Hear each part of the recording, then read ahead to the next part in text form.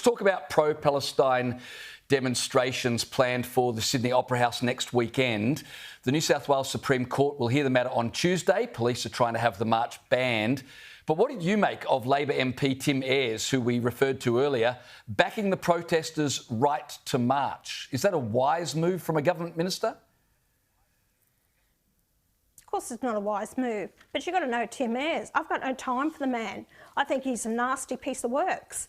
And for him to come out and say that, you know, what I've been told is that the Opera House is on private land, and if they protest there, you can be actually charged for trespassing, and you can be locked up. That's in the New South Wales legislation. So anyway, see what happens. But I believe that if the government and the police say there shouldn't be a protest rally there, then it shouldn't have one. I don't believe courts should have the right, or one judge, to overturn that based on what the government and the police are saying. And it's not safe. And also, they said if you've got 100,000 people turn up there, they don't know whether the structure will actually be able to hold that. So there's a lot of big ifs with this. It shouldn't have a protest rally. And especially on the anniversary, the second anniversary of what happened in Israel. I think it's disgusting. Yeah, absolutely. It's so insensitive. And once again, as well, one of our national monuments are providing the backdrop for this sort of awful behaviour.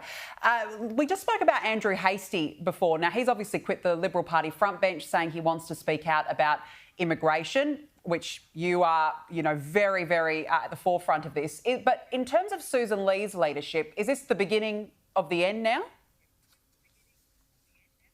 Yes, it is. The Conservatives know that Andrew Hastie is the one they've got their eyes on, but the whole fact is he's inexperienced. In my opinion, he hasn't got the calibre of knowing right across all the portfolios. I watched him during an interview prior to the election, or during the election, campaigning, and the way he handled the media, you know, he's got a lot of training, a lot of information to get on top of, because they'll actually make mincemeat of him, and that's my opinion, okay?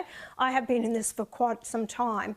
I like Andrew, but he also lost a lot of support from the Defence Force, of personnel and Defence Force, when he made those comments against Ben Roberts-Smith. So he's got a lot of some baggage there as well that he needs to look at. But anyway, we'll see what happens. I've said right from the beginning, Susan Lee will not last the distance. She'll be gone. They have to. But the big problem is, Andrew may be on the Conservative side, but he's got to deal with all the moderates and the progressives in the Liberal Party. That's your problem. And whether he can rein them in or change it, I doubt it.